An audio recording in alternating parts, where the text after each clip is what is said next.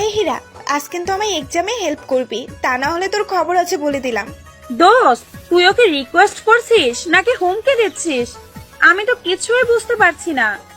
দেখ, আমি সব পারি, শুধু ওই একটা চ্যাপ্টারই পারি না, জন্মের কঠিন। এই তোরা চুপ কর, যত সব নীলার বাচ্চা। শুধু তোর জন্য আমি এই কঠিন চ্যাপ্টারটা পড়েছি। এইটা জীবনেও আসবে না দেখিস, এই ইজি চ্যাপ্টারই আসবে। কজ স্যাররা বলেছে ওটা ইম্পর্টেন্ট। তুই জানিস তোর ওই কঠিনটা পড়তে পড়তে আমি আমার ইজিটাই পড়তে পারিনি। তুই যদি ওইটা আমায় না দেখাস রে, আমি যে তোরে কি করব তুই ভাবতেও পারবি না। হয়েছে হয়েছে, তোরা চুপ কর এবার। এখানে এভাবে ঝগড়া করলে আজ আর এক্সাম দেওয়া লাগবে না। তাড়াতাড়ি চল, বেল বেজে যাবে। চল সবাই। এরপর সবাই চলে গেল এক্সাম হলে। কি পাঠকগণ, এতক্ষণ কি হলো সেটাই ভাবছেন তো? এত ভাবতে হবে না, আমি বলছি।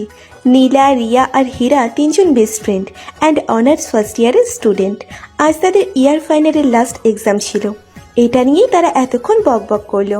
আর হ্যাঁ, হীরা হলো এই গল্পের নায়িকা। ফর্সা আর উচ্চতা 5 ফুট 1, একটু বেশিই কথা বলে। একটু পরে বুঝতে পারবেন।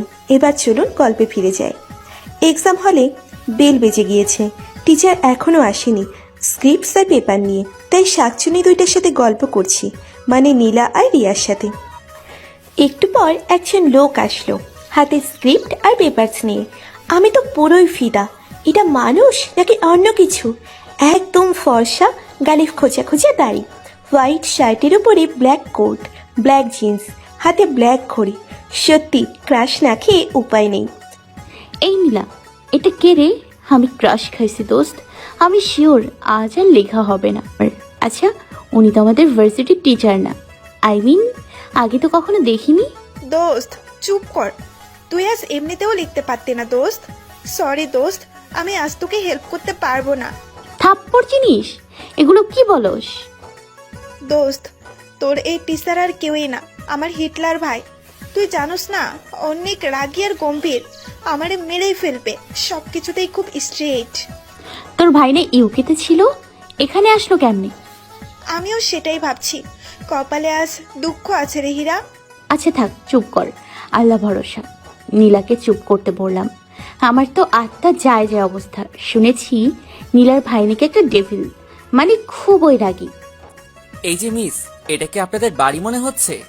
Don't forget that this is an exam hall, not your house. So don't try to talk at all and be silent. Hira আর নীলার উদ্দেশ্যে বলল প্রহর।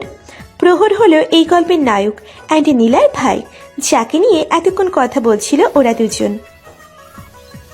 সরি ভাইয়া। মিস নীলা, আমি আপনাদেরকে মাত্রই বললাম এটা আপনাদের বাড়ি না, এটা ভার্সিটি। সো আমি এখন আপনার ভাইয়া না, আমি আপনার টিচার। Hope you understand.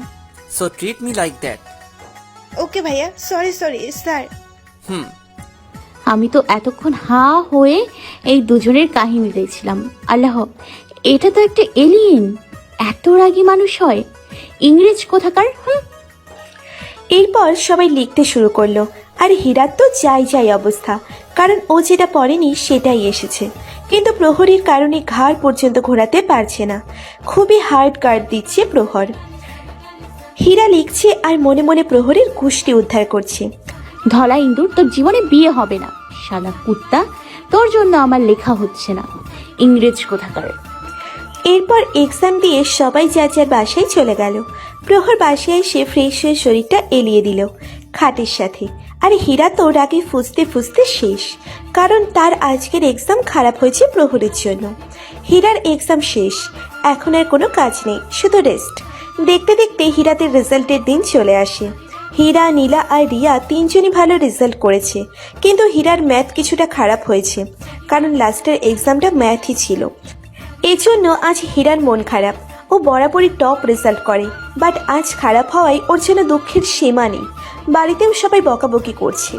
পড়ালেখা করে কি হবে? পড়ালেখা যদি এতই মন না চায় তাহলে আগেই বলতি, রিস্কাওয়ালা দেখে বিয়ে দিয়ে দিতাম। শুধু টাকা নষ্ট করার কোনো মানেই হয় না। আম্মু, তুমি এভাবে বলছো কেন? আমি কি সবসময় এরকম রেজাল্ট খারাপ করি? সব সময় তো খারাপ করিস না, কিন্তু আজ থেকে তো শুরু হয়েছে। কে জানে ভবিষ্যতে আরো কত খারাপ হবে। জলি, হচ্ছেটা কি?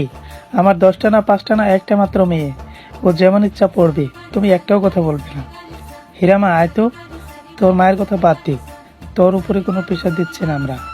হীরা দৌড়ে তার বাবার কাছে যায় আর আহ্লাদি গলায় বলে, থ্যাংক ইউ আমার কিউট আব্বু, তুমি একদম চিন্তা করবে না। আমি তোমার প্রমিস করছি এখন থেকে আরো ভালো করে পড়বো। আব্বুটা আমার।